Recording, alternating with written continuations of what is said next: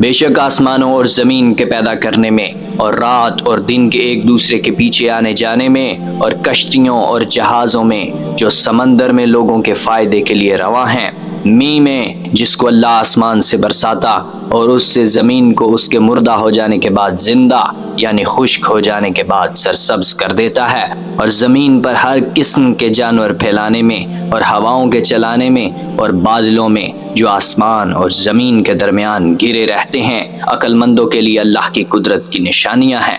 اور بعض لوگ ایسے ہیں جو غیر اللہ کو اللہ کا شریک بناتے اور ان سے اللہ کی سی محبت کرتے ہیں، لیکن جو ایمان والے ہیں وہ تو اللہ ہی کے سب سے زیادہ دوست دار ہیں۔ اور اے کاش ظالم لوگ جو بعد عذاب کے وقت دیکھیں گے اب دیکھ لیتے کہ سب طرح کی طاقت اللہ ہی کو ہے، اور یہ کہ اللہ سخت عذاب کرنے والا ہے۔